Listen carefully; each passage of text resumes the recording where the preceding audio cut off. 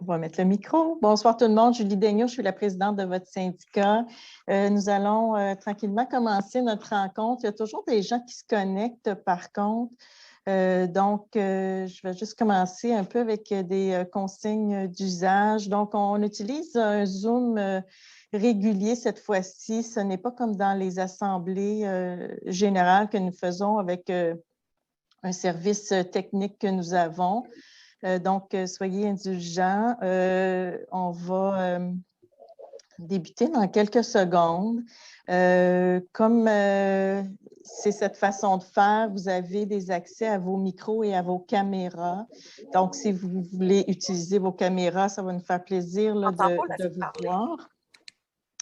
Et l'autre chose également, c'est pour vous mentionner que la rencontre va être enregistrée. L'enregistrement a débuté pour pouvoir probablement le partager là, par la suite pour les gens qui n'auront pas pu l'écouter en direct avec nous.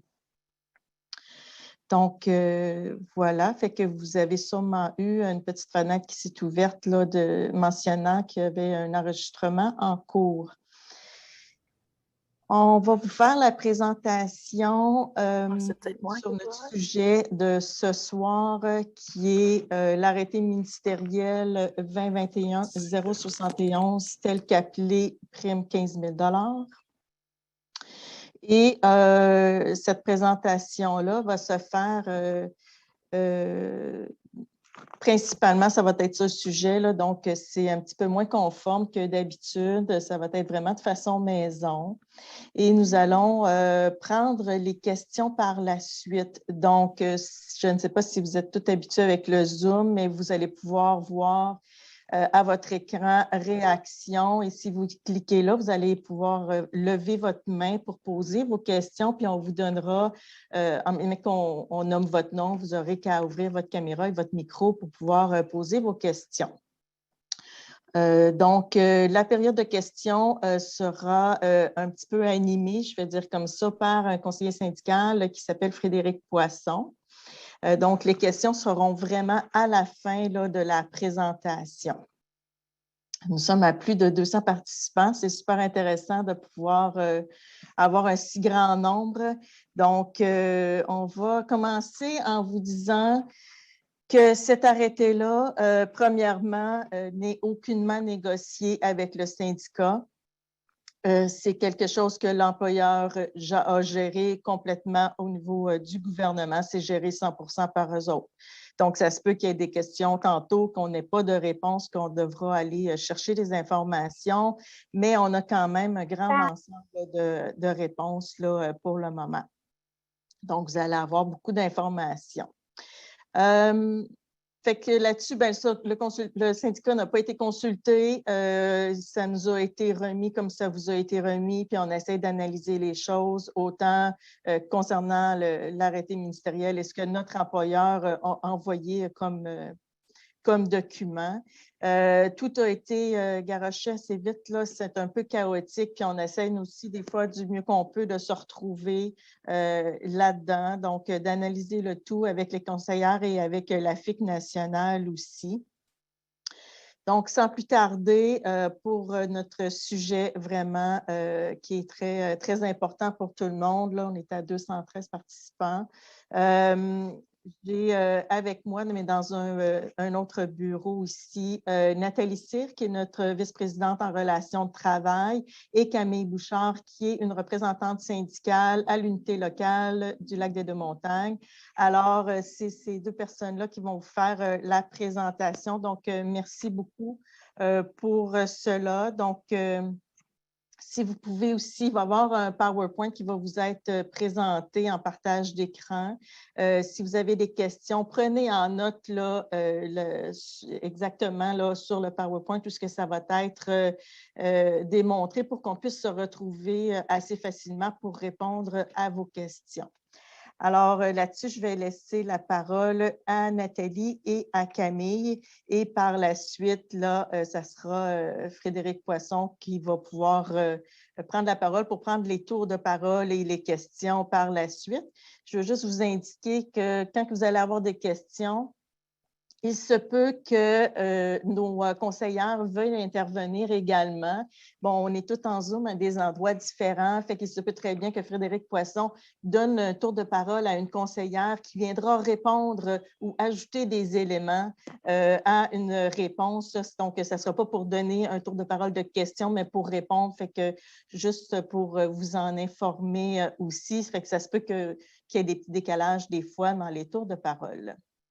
Donc, voilà. Fait que je laisse la parole à Nathalie et Camille.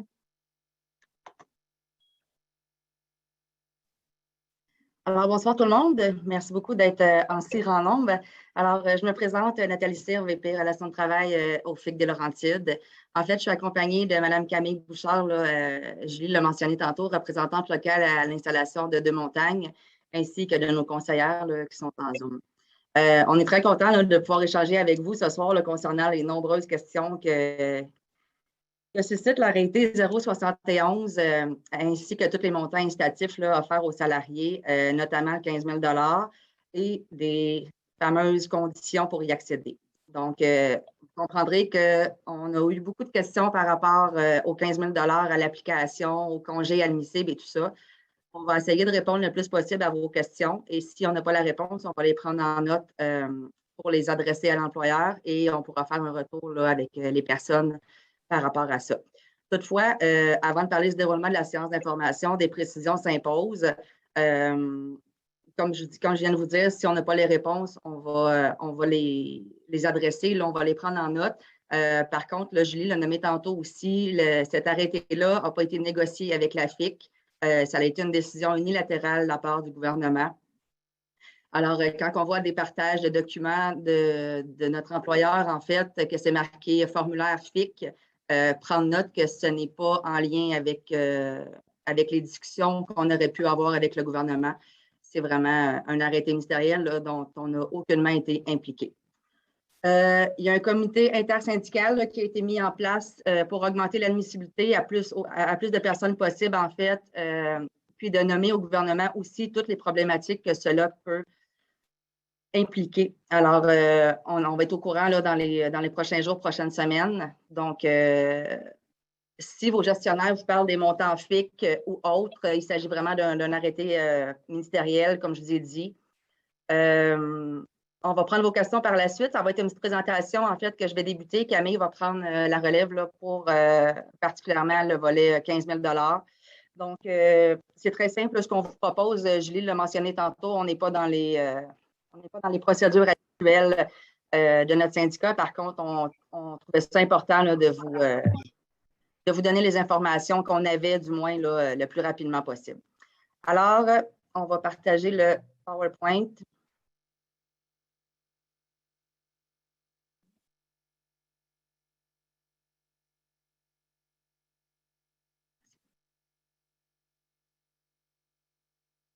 Ça ne sera pas très long.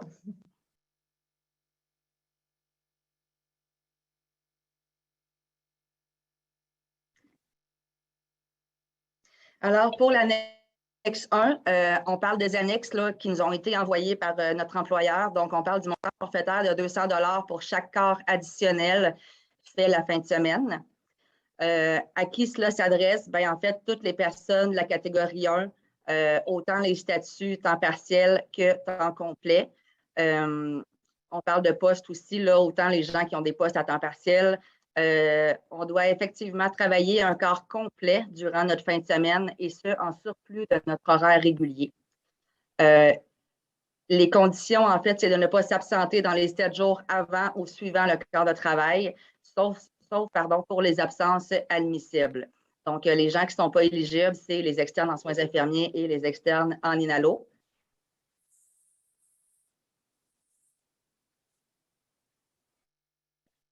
Pour les absences admissibles, on est toujours dans le 200 $ pour chaque quart additionnel. C'est les congés fériés et les congés de nuit uniquement pour le salarié qui s'en prévalait avant le 23 septembre 2021. Donc, toute demande qui est faite pour un temps complet de nuit qui désirerait travailler 9 quinzaines, c'est une absence, en fait, qui va devenir inadmissible si c'est demandé après le 23 septembre.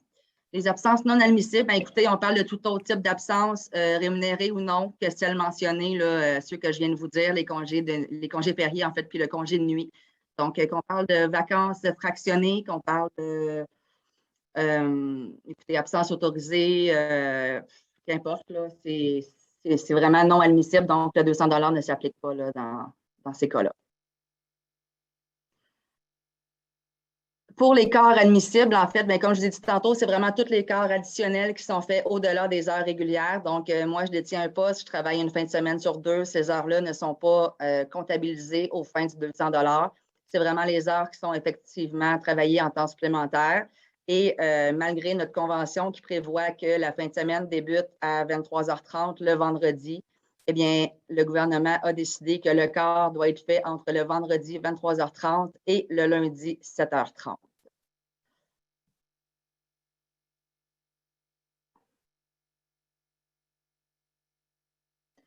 Donc, pour les autres modalités, à savoir que le montant forfaitaire n'est pas cotisable aux fins du régime de retraite. Donc, il n'est pas admissible au niveau du REGOP. Le montant forfaitaire est imposable et la possibilité bon, de faire cet engagement-là pour le 200 $, on n'a pas de date de fin. Donc, c'est vraiment en vigueur là, pour une durée indéterminée. Au niveau de l'annexe 2, qui est les modalités d'application pour le montant forfaitaire de 2 000 $ pour les gens qui ont un poste de jour vers un quart défavorable, donc de soir et de nuit. Ça s'adresse en fait à toutes les personnes là, qui travaillent de jour ou sur un quart de rotation, donc avec un quart de jour.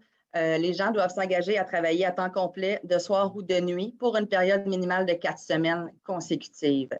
Donc, à qui cela s'adresse? On dit que ça respecte, c'est toutes les personnes en fait qui respectent son horaire et qui travaillent effectivement à temps complet. Donc, toujours dans la même optique, là, les gens qui ne sont pas éligibles, c'est les externes en soins infirmiers et en inhalo.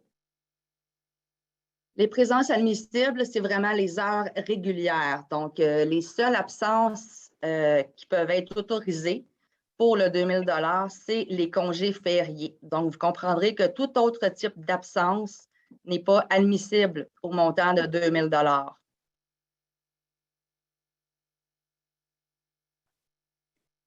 Les modalités de paiement, bien écoutez, on ne partira pas sur le sujet ce soir, ce n'est pas l'optique, mais je sais qu'il y a eu plusieurs mécontentements par rapport à la paye qu'on a reçue la nuit dernière.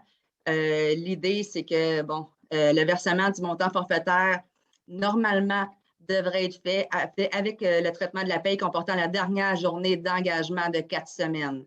Donc, s'il y a des gens qui ont déjà débuté à faire les 4 semaines, bon, on comprend qu'on a des problématiques avec les services de paye des employeurs. Alors, ça serait mais techniquement, le versement du montant doit se faire, comme je vous ai dit, là, le traitement de la paye comportant la dernière journée d'engagement. Alors, dans les autres modalités, le montant forfaitaire n'est pas cotisable. La même chose au niveau du REGOP, du régime de retraite. Le montant forfaitaire est imposable également. Et la possibilité pour la salariée de s'engager dans cette mesure-là demeure en vigueur encore une fois pour une durée indéterminée.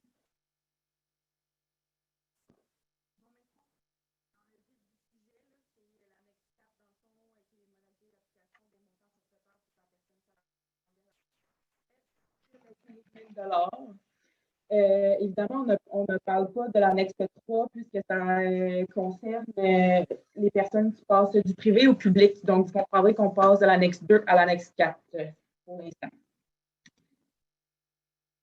Donc, à qui cela s'adresse? C'est pour toutes les personnes de la catégorie 1 de la FIC, donc les infirmières auxiliaires et les inhalothérapeutes.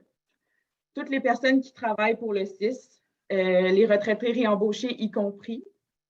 Ça concerne aussi les temps partiels désirant signer l'entente d'engagement pour offrir et respecter une disponibilité à temps complet. Pour tous les titulaires des temps complets actuels, y compris les horaires atypiques tels que les horaires de 12 heures. Évidemment, ne sont pas éligibles les externes en soins infirmiers, les externes en inhalothérapie, comme les autres annexes. Dans le fond, pour faire suite à ce que je viens de mentionner, il faut que vous devez signer le contrat d'engagement au plus tard le 15 décembre 2021 et vous pouvez le faire et ce, à partir de maintenant. Là. Donc, le plus vite c'est signé, le plus vite ça commence. Le versement du montant forfaitaire de 5 000 $ sera fait avec le traitement de la première paye, incluant le début de votre engagement. Encore là, on a mis un petit astérix. Je sais qu'il y a plusieurs personnes qui ont déjà commencé, qui ont déjà signé le contrat d'engagement. Je pense que ça fait à peu près 2 semaines. Techniquement, ça aurait dû être, le premier versement aurait dû être aujourd'hui, mais on a compris que notre employeur n'a pas versé les versements tels que le contrat le stipule. Donc, on va suivre pour la suite des choses pour le versement du premier montant de 5 000 $. Le formulaire d'engagement doit être acheminé à votre gestionnaire et celui-ci s'occupera de le faire acheminer à la direction des ressources humaines. La salariée doit être disponible à temps complet dès le moment de la signature de son engagement. Ainsi, une personne en retour progressif au travail, en invalidité, en congé de maternité ne serait pas admissible puisqu'elle n'est pas disponible à temps complet à la date maximale du 15 décembre. Les absences qui sont admissibles, donc les congés annuels qui sont les vacances, les congés mobiles pour les départements de psy, puis les congés fériés. Pour les absences admissibles, mais qui entraînent un prorata du montant forfaitaire, on parle des congés de maternité, de paternité et d'adoption.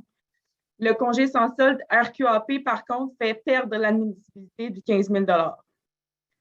Il y a aussi les congés pour cause d'invalidité, donc les maladies, l'assurance salaire ou la CNSST, ça entraîne le prorata.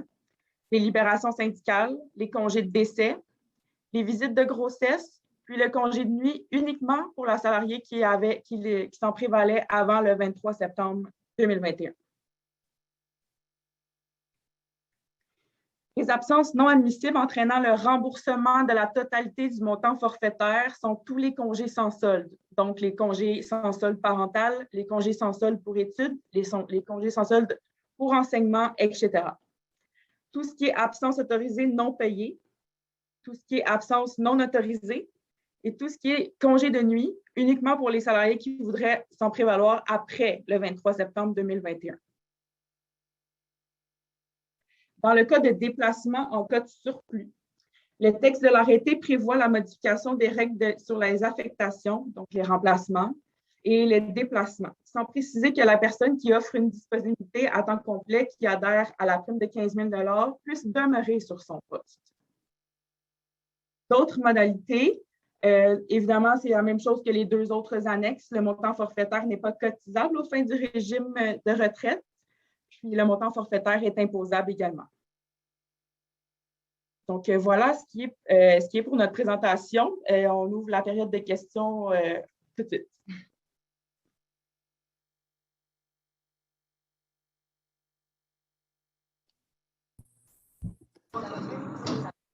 Je vais demander à Frédéric. Merci, Frédéric. Lorsque je vais vous nommer, vous pourrez ouvrir votre micro. Pour l'instant, laissez-le fermé, s'il vous plaît, parce que si on a tous ceux qui ont des questions, qui ouvrent leur micro en même temps, là, ce ne sera pas super évident. Donc, bonjour tout le monde, Frédéric Poisson, conseiller à la FIC. Donc, je vais donc vous demander, s'il vous plaît, si vous avez des questions, de nommer fermez vos micros. Merci. Donc, je vais vous demander de nommer l'acétate ou le sujet surtout qui concerne votre question, de poser votre question, mais aussi de vous nommer, hein, parce qu'aujourd'hui, c'est une réunion ouverte sans connexion, mais de dire de où vous venez, c'est quoi votre nom, de quel département vous venez, puis après ça, de dire votre question. Puis, je vais prendre, avant d'avoir la réponse, je vais prendre 1, 2 ou 3 questions là, avant de demander les réponses. Sinon, si on attend une réponse par question, ça va être trop long. Donc, pour l'instant, j'ai 12 mains de levée. Je vais y aller en ordre. Donc, la parole est à M. Éric Savard. Oui, bonjour, vous m'entendez bien? Oui, je vous entends. Oui, Éric Savard, Thérèse de Blainville, CRSLD Drapeau des Chambeaux. J'avais 2 petites questions dans le fond. La première, c'est au niveau des congés autorisés qui ne touchent pas au prorata. On n'a pas parlé de nos journées maladie régulières, qu'on a le droit à les temps complets aux 9 journées maladie. Est-ce que ça vient toucher sur le prorata ou non, ou ça ne touche pas du tout? La deuxième question, c'est qu'aujourd'hui, j'ai dit à mon chef que ma liberté valait plus que 15 000 $, donc je ne voulais pas le signer parce qu'il me disait qu'il pouvait m'envoyer n'importe où. Il peut me déplacer comme il voulait. Puis, il m'a fait comme réponse, il va avoir ta convention, mon petit Pip, parce qu'on peut te déplacer comme on veut, même si tu ne signes pas le contrat. Fait qu'il dit, moi, à ta place, je prendrais le contrat à 15 000. Donc, j'aimerais avoir un éclaircissement à ce niveau-là. Merci. Merci, M. Savard. Dans le fond, je vais demander une réponse tout de suite à un de nos panélistes parce que c'était quand même 3 bonnes questions avec lesquelles on pourrait peut-être faire descendre des mains s'il y a une réponse. Donc, est-ce qu'il y a quelqu'un qui voudrait répondre? Bien, en fait, au niveau des congés autorisés, quand on parle de congés maladie, oui, effectivement, que c'est comptabilisé au niveau du prorata du 15 000 $. Pour ce qui est d'envoyer les salariés un peu n'importe où, bien, en fait, c'est un peu simple, là, mais c'est sûr qu'au niveau de l'arrêté ministériel, ça prévoit que les employeurs peuvent envoyer effectivement les salariés sur un différent corps, un différent centre d'activité ou même, on pourrait parler de d'autres installations. Il y a des choses qui sont prévues au niveau de la convention collective. Je n'embarquerai pas dans le détail. Par contre, il faut comprendre qu'il y a quand même des situations où est-ce que l'employeur pourrait déplacer les gens. Donc, je vous invite à communiquer peut-être avec nous là, pour plus de détails. Mais on ne peut pas déplacer les gens comme… dans le fond, l'employeur ne peut pas déplacer les gens comme ils veulent là, selon la convention collective. Là, il y a quand même des règles à respecter par rapport à ça. Merci beaucoup. Je donnerai la parole à… C'est inscrit Isabelle. Donc, il y a juste Isabelle inscrite. Oui, est-ce que vous m'entendez? Pas demain. C'est Marie. Ah, Maryse, tu voulais compléter avec une réponse? Oui, mais je n'ai pas de main pour la lever, là. Simplement pour dire, pour la question là, du congé, les congés réguliers de maladie. Évidemment, on parle de prorata dans la question de la mesure qui vise le 15 000 $. Mais dans les autres mesures sur les quarts additionnels de fin de semaine et sur l'affectation de soir ou de nuit de 4 semaines, à ce moment-là, il n'y a même pas de prorata. Ces absences-là, même maladies régulières, vont faire perdre ces incitatifs financiers-là. Merci. Parfait. Est-ce qu'il y a un autre panéliste qui voulait répondre ou compléter? Non? Parfait. Donc, excuse-moi, Isabelle, je te donne la parole pour te présenter en langue. Bonjour, tu m'entends bien? Tu m'entends bien? Là, c'est Isabelle Poirier qui peut parler. Oui, allô, m'entendez-vous? Oui, je vous entends. Vous m'entendez-vous? Oui, je vous entends.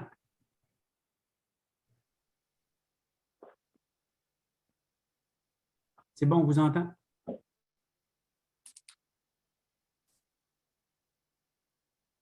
Bon, en attendant de réactiver le son, je vais passer à Madame ou Monsieur Sanson, SAM. Isabelle, elle n'a pas réussi à parler. C'était Isabelle Poirier qui levait la main.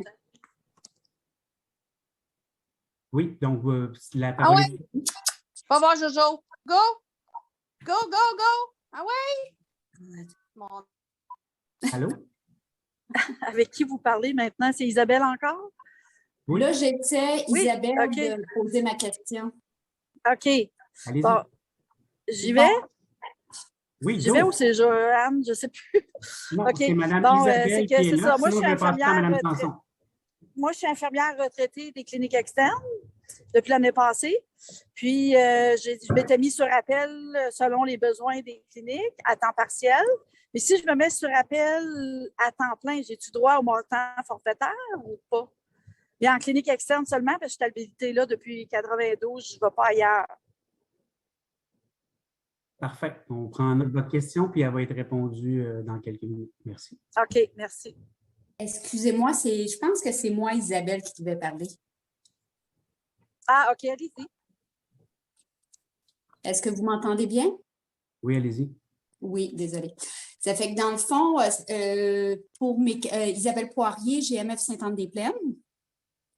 Donc, mes deux questions sont en lien, entre autres, au congé autorisé aussi. Vous avez en partie répondu, sauf que je ne suis pas sûre d'avoir bien compris. Je pensais que les maladies normales, notre banque de maladies ne comptait pas, nous enlevait pas au prorata. J'aurais besoin de précision là-dessus. Et au niveau des déplacements en cas de surplus, quand on parlait de délestage en septembre, est-ce que ça va nous enlever un peu le pouvoir de nous battre contre le délestage, de signer cette entente? C'est mes questions. Merci beaucoup.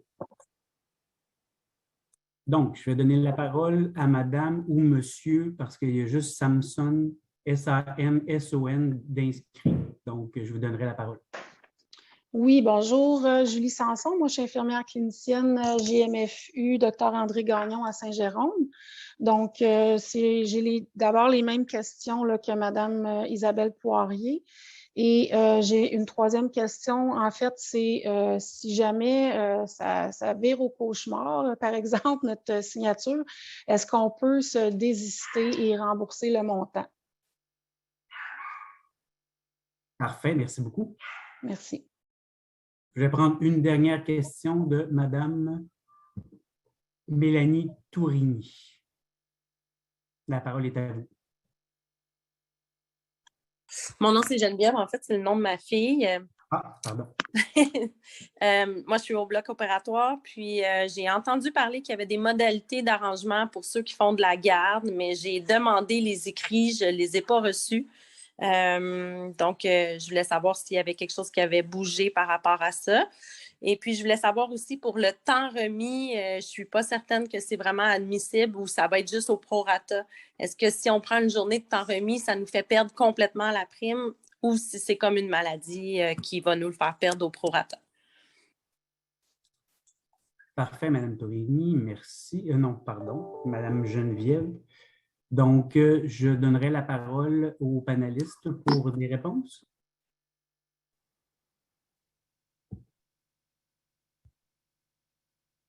Réponse à l'avant. Oui, je ne sais pas si... je m'excuse parce que ma main ne lève pas, mais au niveau, par exemple, de la personne retraitée réembauchée, il est prévu dans l'arrêté 071 que les personnes retraitées peuvent prévaloir des mesures si elles s'engagent à travailler pour un établissement.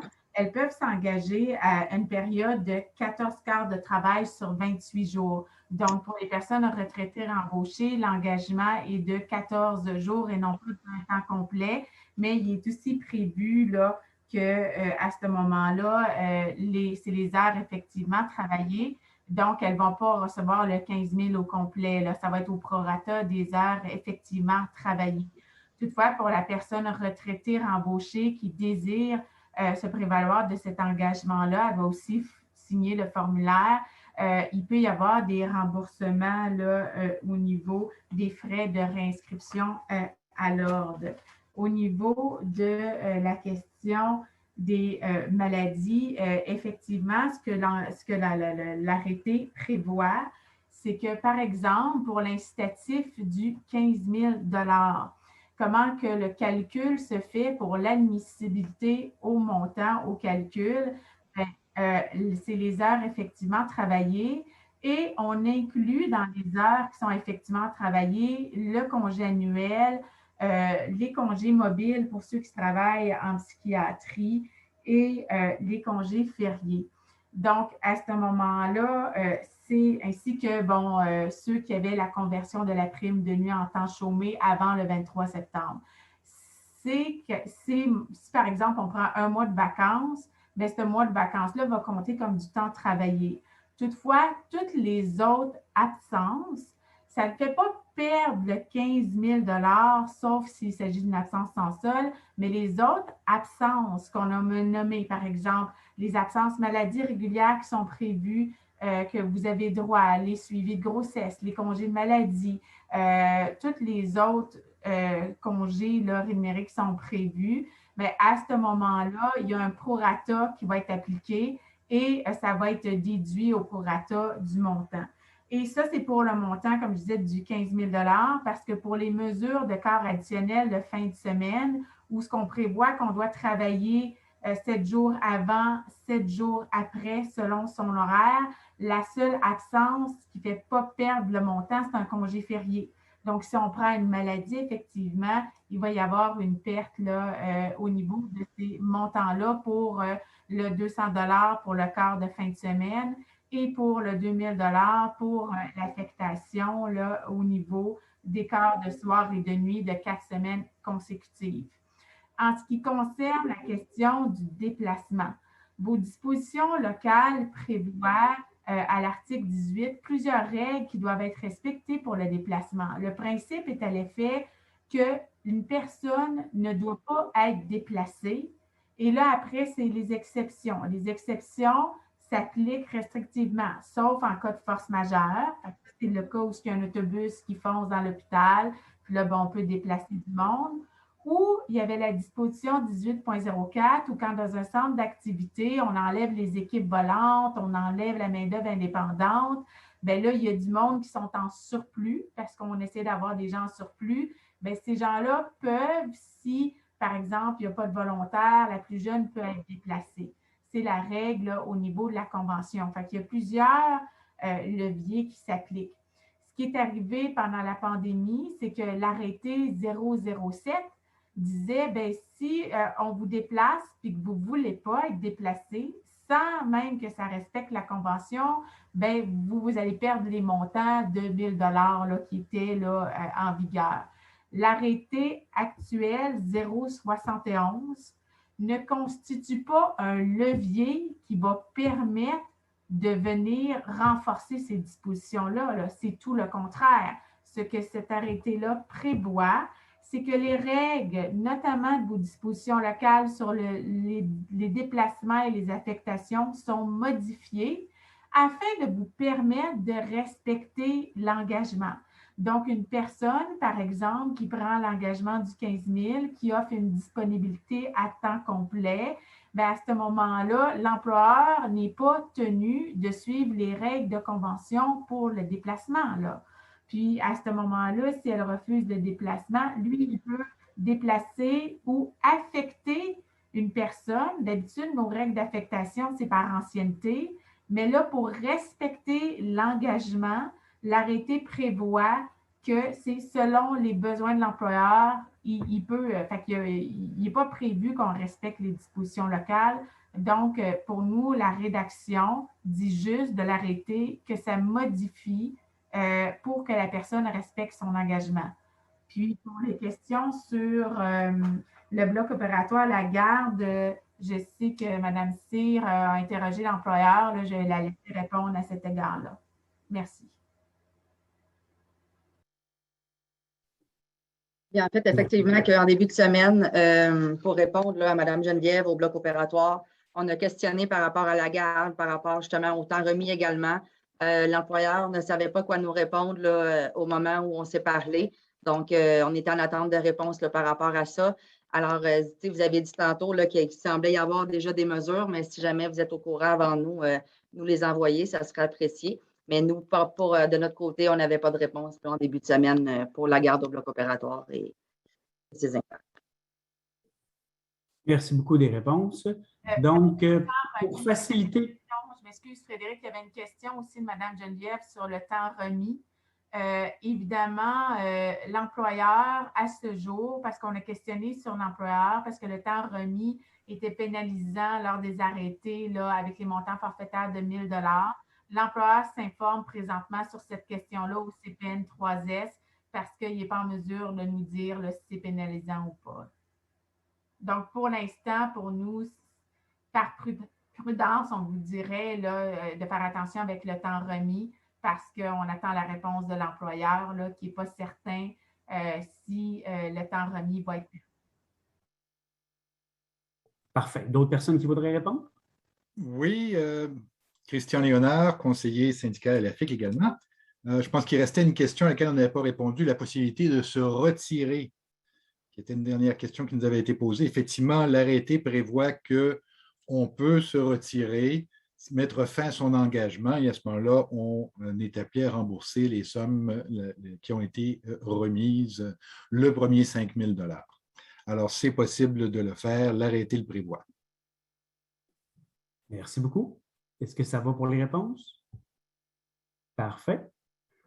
Donc, pour faciliter un peu la réponse, parce qu'il y a comme 3 Mélanie de suite, là, donc, lorsque vous prendrez la parole, s'il vous plaît, ouvrez votre caméra. Donc, on pourra vous identifier en même temps, là, à savoir qu'il n'y a pas 2 caméras en même temps, mais que c'est bien celle qui parle que l'on voit.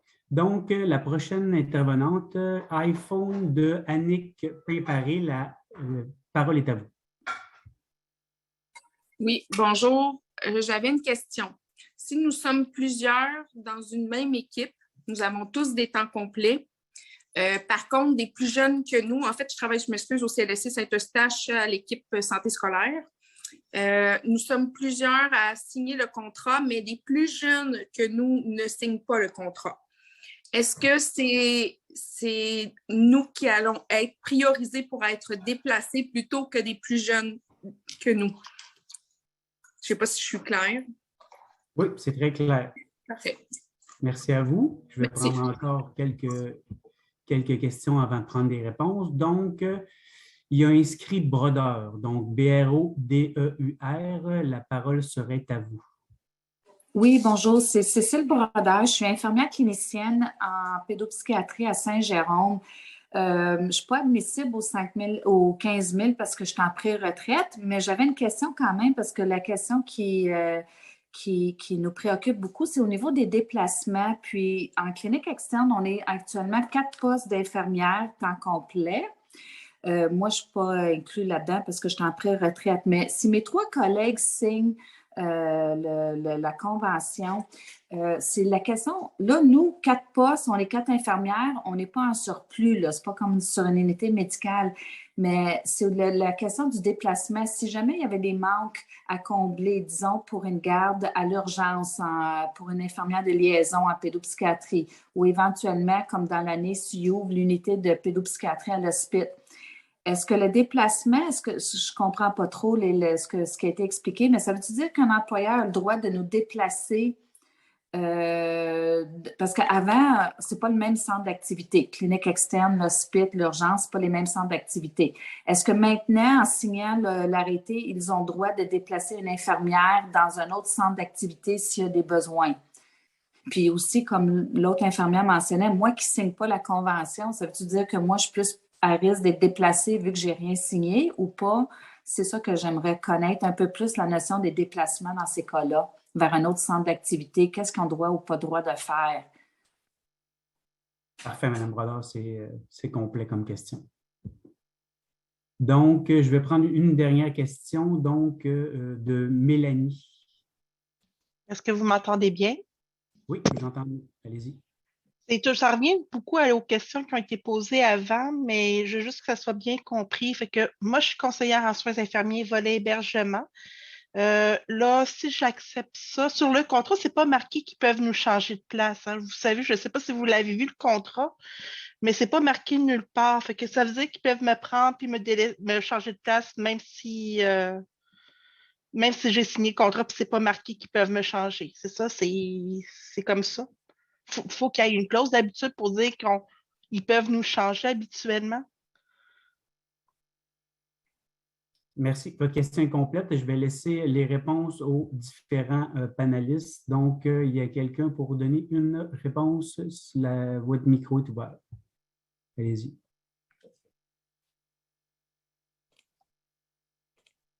Dans le fond, je vais y aller pour la dernière question qui vient d'être posée là, pour ce qui est que c'est inscrit nulle part sur le contrat. En effet, sur le contrat que l'employeur a fourni, ce n'est pas indiqué que les histoires de déplacement. Par contre, c'est inscrit dans le décret, dans l'arrêté, ministériel qui a été fourni par le ministère. Donc, si ça peut répondre à votre question, je vous conseille vraiment d'aller lire avant de signer le contrat, je vous conseille d'aller lire l'arrêté ministériel en question. Tout est indiqué dans cet arrêté-là. Donc, c'est ma réponse, dans le fond, pour cette question-là. Aussi, Merci. pour répondre aux questions de déplacement, en fait, je ne peux pas savoir là, la position de l'employeur par rapport à ça. Par contre, l'arrêté ministériel 2021-071 permet à l'employeur de vous déplacer. Donc là, dans la procédure, je ne pourrais pas vous dire comment l'employeur va l'appliquer. Par contre, comme je vous dis, là, selon l'arrêté ministériel, il serait en droit parce qu'il n'y a plus aucune notion de convention collective qui s'applique. Donc, voilà. Marie, tu veux compléter?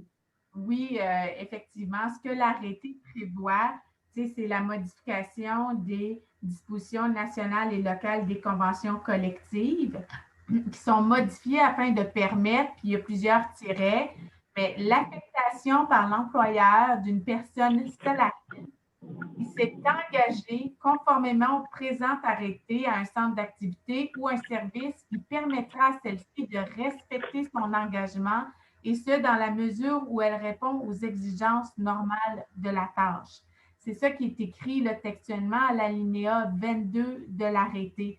Donc, même si ce n'est pas écrit dans l'engagement, une personne qui, ici on parle, qui s'est engagée conformément au présent arrêté, fait que l'engagement que le formulaire, c'est un formulaire qui est pris en relation avec cet arrêté-là. Donc, à ce moment-là, ça permet à l'employeur de l'affecter à un centre d'activité ou un service qui va lui permettre de respecter son engagement. Évidemment, Merci. on ne peut pas, là, nous autres, c'est sûr que syndicalement, on préfère qu'ils respectent la convention puis l'ancienneté. Puis évidemment, là, pas les déplacements, mais on ne peut pas s'aventurer là-dedans là, parce que l'arrêté est écrit très largement. Parfait. Merci beaucoup. D'autres réponses ou ça complétait? Merci. Je vais retomber aux questions. Donc, la question de la parole est à vous, Mélanie. Moi, c'est encore la même chose un peu que tout le monde, là, la question des déplacements. Est-ce qu'un déplacement, c'est à l'intérieur du même établissement de santé ou on peut être déplacé dans un autre établissement du CIS?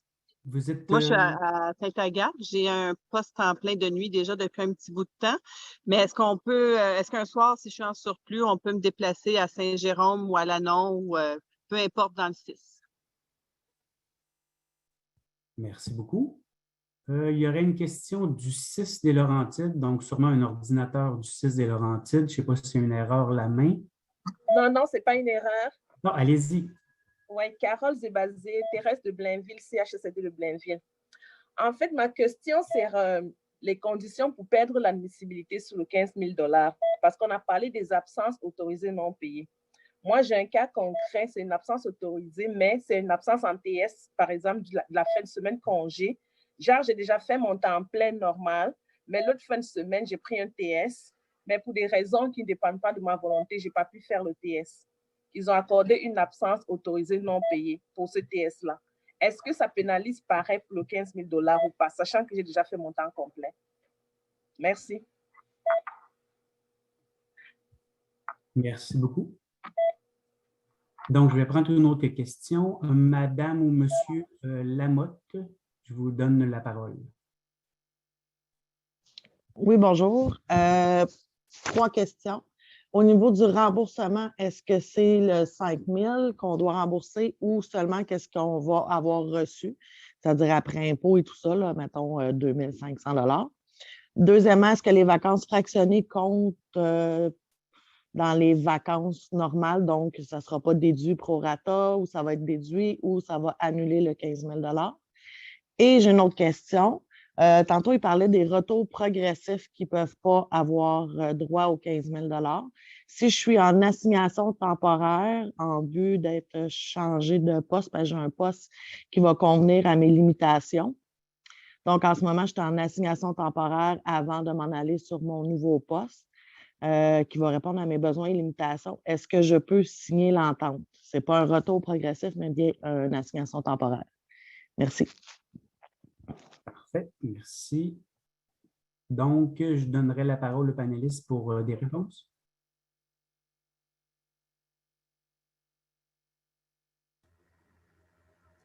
Oui, je peux commencer. Je ne vois pas mes autres collègues.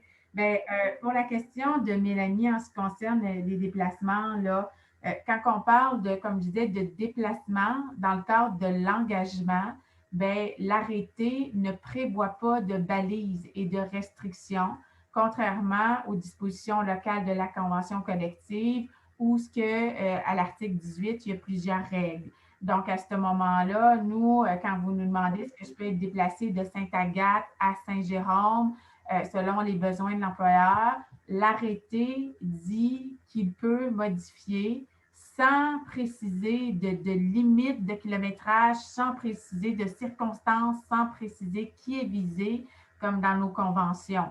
Donc, à ce moment-là, comme on vous le mentionnait, c'est sûr que nous, ce qu'on espère, c'est arriver avec l'employeur, lui faire entendre raison pour pas qu'il y ait une utilisation, mais l'arrêté dit juste qu'il peut déplacer. Là. Donc, à ce moment-là, on ne peut pas vous dire non, il ne peut pas vous déplacer parce que l'arrêté prévoit le déplacement là, sans limite.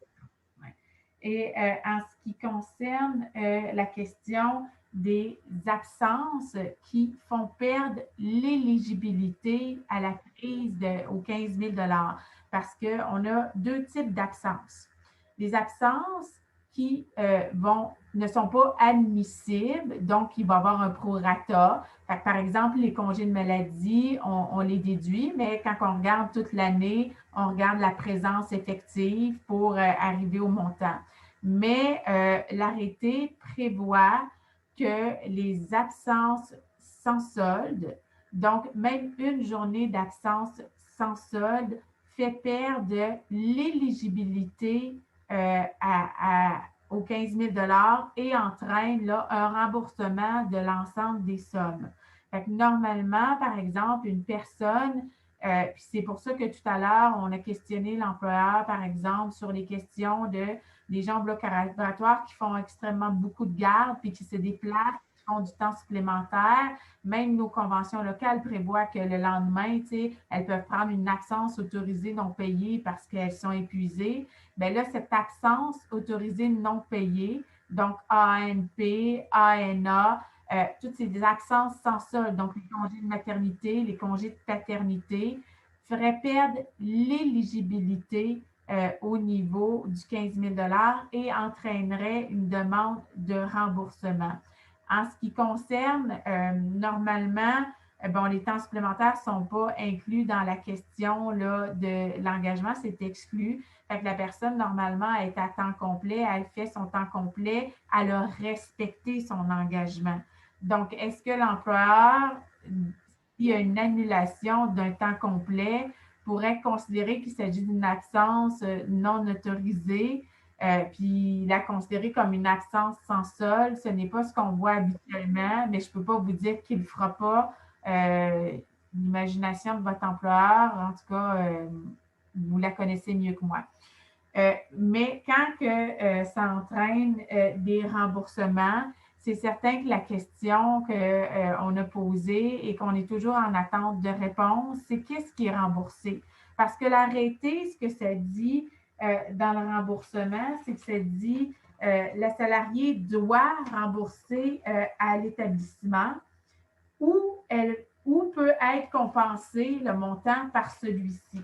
Donc, à ce moment-là, les sommes, ils sont imposables. Donc, on présume qu'elles vont vous être versées net après impôt.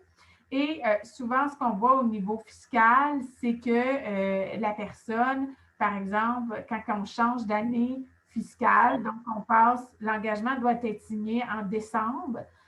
Puis après, en janvier, c'est une nouvelle année fiscale. Souvent, ce qu'on voit en fiscalité, c'est que l'employeur ne peut pas aller récupérer les sommes. Et là, peut-être que ça serait à vous d'aller les récupérer là, au niveau de vos impôts, mais on n'a pas la réponse à ça.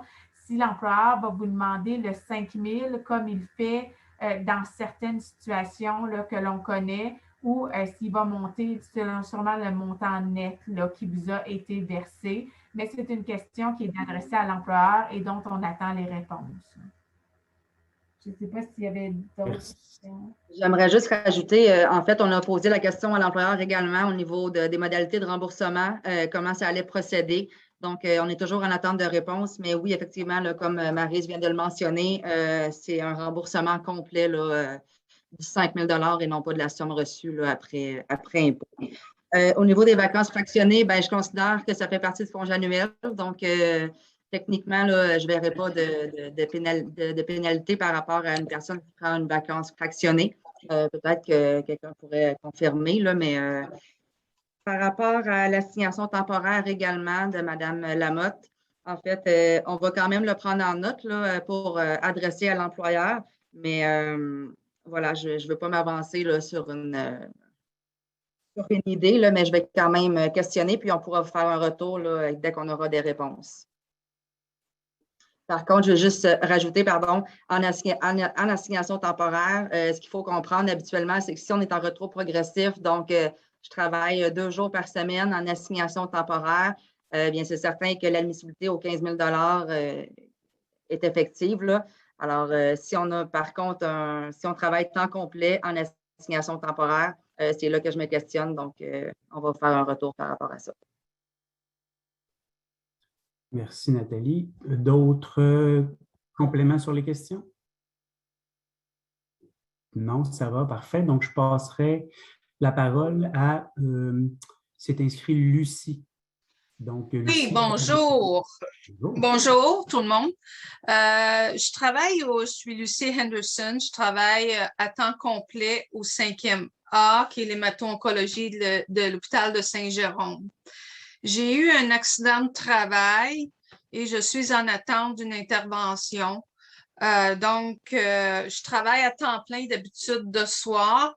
Les médecins sont encourageants comme quoi que après l'intervention, je devrais être de retour au travail. Est-ce qu'il faut que je signe avant le 15 décembre quand même, vu que je suis en arrêt ou pas? Ça, c'est une de mes questions. Est-ce que je vais être éligible à ces montants-là? Parfait, Mme Anderson, merci. On va vous répondre après quelques questions. Merci. Donc, merci. La parole est à Mme Danielle Giroux. iPad de Mme Danielle Giroux. La parole est à vous. Oui, bonjour. J'ai une grande question à savoir au niveau de la retraite progressive. Oh, je m'excuse, je ne me suis pas présentée. Danielle Giroux, infirmière clinicienne au CLSC Pays d'en haut à Saint-Sauveur. Je suis à temps plein en périnatalité. Après répondre à les 2-3 questions. Oups. Oui, je peux continuer? Donc, c'est ça. Ma question, c'est, je prévoyais prendre une retraite progressive. Est-ce que, dans le fond, la signature du contrat du 15 000 m'empêche, dans le fond, de signer pour 1 an la possibilité de retraite progressive ou pas? Et si oui, quand, par rapport à la signature du contrat, là, je prévoyais la demander sous peu.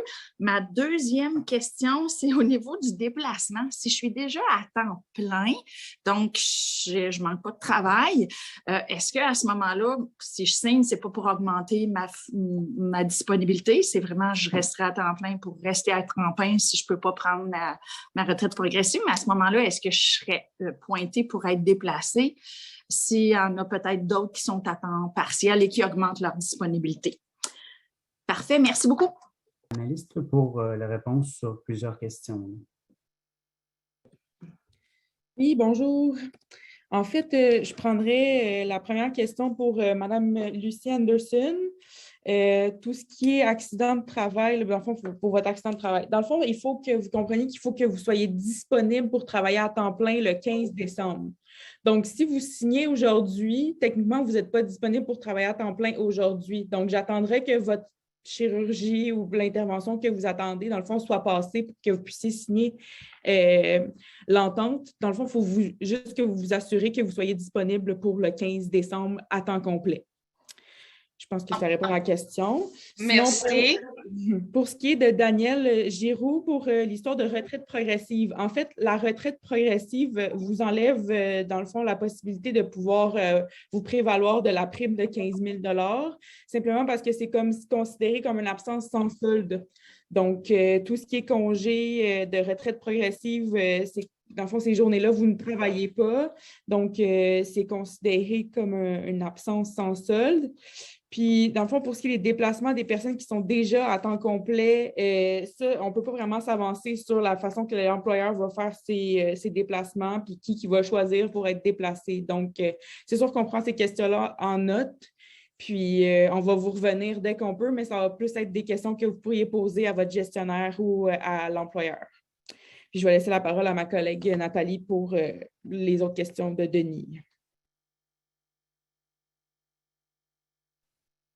Bien, effectivement, au niveau des billets médicaux, pour un exemple, pas de temps supplémentaire obligatoire, si l'employeur mettrait un exemple, une absence autorisée, bien, je pense qu'à partir du moment où est-ce que toutes les heures de 75 heures par période, en fait, par 2 semaines, ont été faites, selon moi, je considère que les heures de travail ont été effectivement travaillées. Alors, je ne verrai pas de pénalité là, par rapport à ce point-là. Au niveau des déplacements sur les autres corps, bien, comme on vous a dit là, plus tôt, on ne peut pas prédire la façon de faire de l'employeur. Ça peut être dans d'autres centres d'activité, d'autres corps de travail. Ça pourrait aller même jusqu'à d'autres installations, mais moi, je n'ai pas la confirmation aujourd'hui de comment l'employeur va le procéder. Puis si ça s'appliquera, ce n'est pas une obligation non plus là, de la part de l'employeur de procéder à des déplacements. Donc, un coup qu'on a dit ça, ça va demeurer à suivre. Il y avait une question aussi au niveau des maladies. Je ne sais pas s'il y a une conseillère là, qui pourrait répondre par rapport à ça. En fait, c'était la question sur le statut des gens qui sont à temps partiel, qui normalement… Oui, voilà. Effectivement, excusez-moi. Mais en fait, j'ai questionné l'employeur cette semaine aussi par rapport à ça et je me suis fait répondre que pour les gens qui vont signer le contrat et qui sont détenteurs de postes à temps partiel, auront le statut et les avantages d'un temps complet pour la durée de l'engagement, en fait, d'1 an. Donc, parce qu'effectivement, les gens qui sont à temps partiel, qui prennent des congés fériés non payés, bien à ce moment-là, c'est des congés sans solde. Donc, pour éviter des problématiques là, de ce genre-là, l'employeur a décidé de mettre les statuts à temps complet ainsi que les avantages pour la durée de l'engagement. Parfait. Je pense que ça répond à l'ensemble des questions. Donc, je passerai à la prochaine question qui est de monsieur ou madame SEGJ0053887. Donc, la parole est à vous. Oui, bonjour. En fait, ma question est assez simple. Je suis Jonathan Séguin, je suis infirmier en clinique externe en psychiatrie. Je voulais savoir, en fait, cette année, j'ai un congé de traitement différé de 6 mois. Qui n'est pas une absence sans ça, puis elle n'est pas indiquée nulle part en annexe pour les 15 000 $. Je me demandais, est-ce que c'est une absence qui peut permettre de décider qu'on soit dans le deuxième pour la tête? Donc, ma question. Je vais répondre, Frédéric, si tu veux, là, de ce que j'ai compris. Oui, corrigez-moi si je me trompe, là, Jonathan. Est-ce qu'on parlait bien, parce qu'on ne vous entendait pas très bien, est-ce qu'on parle d'un congé à traitement différé pour une période de 6 mois? Oui, c'est ça. OK. Ben effectivement, que ça l'enlève l'admissibilité aux 15 000 $. Merci. Donc, on passera au iPad de Françoise. La parole est à vous. Bon, merci. Françoise Bélanger, infirmière clinicienne à la Clinique de la mémoire. En fait, mon questionnement, c'est par rapport au prorata, parce que ça ne me dit rien en dollars. Donc, si je prends une journée de maladie, ça veut dire quoi en termes de pourcentage sur 15 000 $ versus si j'ai 5 jours de maladie de prix? J'ai comme aucune idée. Je comprends qu'il y a un prorata, mais il n'y a pas de précision. Est-ce qu'il y a possibilité, y en a-t-il des précisions sur ce que ça vaut en termes d'argent sur le 15 000 $? C'est ça ma question.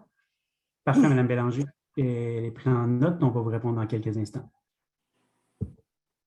Alors, je passerai la parole à M. Vernier, V-E-R-N-I-E-R. La parole est à vous. Oui, bonjour, mon nom est Marie-André, je suis infirmière clinicienne à des sommets.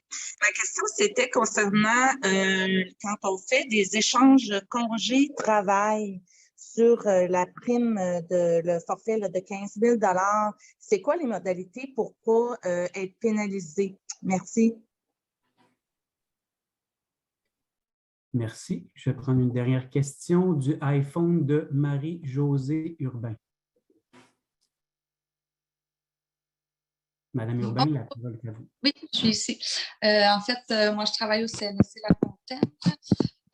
Je voulais savoir, pour les retraits préventifs, est-ce que ça allait être au prorata ou si ça n'avait pas été, parce que ça n'a pas été mentionné. On parlait d'RQAP tantôt. Je ne suis pas, en fait, au courant de tout ça, là, mais c'est peut-être un projet qu'on a à venir, donc je ne voudrais pas être pénalisée si j'ai un retrait préventif parce que j'ai des problèmes de santé. Merci. Parfait, merci. Réponse de la part des conseillères ou des vice-présidentes? Je peux y aller. En fait, pour répondre à Mme Françoise, au niveau du prorata de la journée, le 15 000 s'applique à la journée. Donc, si on fait les calculs, ça représente environ 65 de la journée. Donc, c'est la réponse qu'on a eue de l'employeur. Pour ce qui est de l'échange congé, effectivement, il faut que ça soit fait dans la même période de paye. Pour ce qui est, on n'a pas bien entendu la dernière question. Est-ce que c'était un retrait préventif ou une retraite progressive? Je pense que c'est plus retrait préventif, mais je voudrais juste confirmer. Là. Préventif. Donc, oui, effectivement, c'est un congé là, qui pénalise au niveau de l'admissibilité du 15 000 Merci. Donc, prochaine question, EDFY, donc EDFI. La parole est à vous. Bonjour, mon nom est Marc-Josée. En fait, je travaille au 6 de Laurentides à Saint-Jérôme. Je suis au travail à temps complet dans une clinique qui travaille du lundi au vendredi de 7h30 à 15h30. Donc, mais je suis aussi sur la CSST pour des traitements que je vais devoir subir au moins une fois par semaine. Ma question est, vu que je peux peut-être plus mettre de temps remis et que les absences autorisées non payées me priment pour ma prime, y a-t-il une solution pour moi vu que c'est la CSST qui paye mes traitements? Est-ce que ça va être considéré parce que je ne quitte pas toute la journée, je quitterai juste pour 1 heure? Merci beaucoup. On prend note de votre question. Donc, je prendrai la prochaine question de Mme et M. Legault, L-E-G-A-U-L-T. Donc, la parole est à vous. Oui, bonjour. Alors, je suis Martine Legault, infirmière clinicienne en santé publique. Je suis détentrice d'un poste à temps complet au CLSC à Sainte-Thérèse. Ma question est, c'est dans le fond, on voit qu'il y a beaucoup d'interrogations au niveau des déplacements. Je suis peut-être un petit peu restée sur mon appétit parce qu'il faut comprendre que le but de cette prime-là était de retenir et d'avoir du monde pour travailler. En santé publique, on a à peu près juste un quart de travail. La plupart, on travaille du lundi au vendredi, on s'entend. On est tous à peu près à temps complet, détentrices d'un poste à temps complet. On est en manque de personnel nous-mêmes en santé publique, on n'a pas de monde de surplus, puis on n'a pas personne qui peut nous remplacer rapidement non plus pour notre travail. Donc, ça veut dire qu'on en a parlé un peu avec notre gestionnaire. Moi, ma question est que les déplacements, j'imagine que c'est sous l'autorisation du gestionnaire parce qu'on est des personnes avec des postes dédiés. S'ils nous déplacent par force majeure, on ne vit pas de pandémie à tous les ans. Nous, on a été délestés puis on a prêté main forte à la COVID-19, mais on ne vit pas ça à tous les mois, les 6 mois, puis là, ça va mieux. Quelle autre situation pourrait provoquer un déplacement des détenteurs de postes comme moi vers d'autres services? Moi, la question se pose là, ce soir parce que ça pourrait peut-être enlever un peu de pression à d'autres comme moi. Merci. Oui, merci. Donc, je vais prendre une dernière question de Madame, avant les réponses, de Madame qui se nomme Rachel. Donc, la parole est à vous, Madame ou Monsieur Rachel. Oui, bonjour, est-ce que vous m'entendez? Oui. Donc, mon nom, c'est Rachel Douchin, je suis infirmière à l'hôpital Saint-Jérôme. J'ai un remplacement temps complet actuellement en pré-admission, donc c'est du temps complet 2 jours du lundi au vendredi. Mon poste à moi est un temps partiel de soir, normalement, équivalent. Là, c'est sûr que ma gestionnaire ne peut pas me dire encore combien de temps elle peut me garder. Donc, je me pose la question, d'une part, si je signais le 15 000, puis que si dans 3 mois, 4 mois, 6 mois, elle me dit que mon remplacement se termine, est-ce qu'on va me placer à ce moment-là temps complet de soir puisque j'étais déjà sur moi? Ce serait mon poste qui serait augmenté. Autre question, ben, je suis aux études.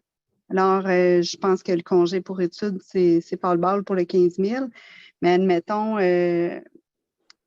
à ce moment-là, si je prendrais juste les 200 là, quand on ajoute un quart de travail. Donc, est-ce que si mon vendredi, c'est ma journée d'école, mais que je rajoute un quart de travail en temps supplémentaire, est-ce que ça va compter pour me pénaliser par rapport aux 200 parce que je serais absente le vendredi précédent puis le vendredi suivant?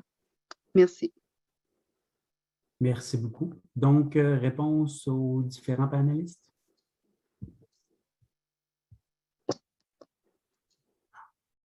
Et en fait, pour répondre à Marie-Josée, bon, si elle a des rendez-vous là, qui sont rémunérés par la CNSST, 1 heure par semaine, je crois qu'il y aurait lieu de voir avec la gestionnaire là, les arrangements qui sont possibles.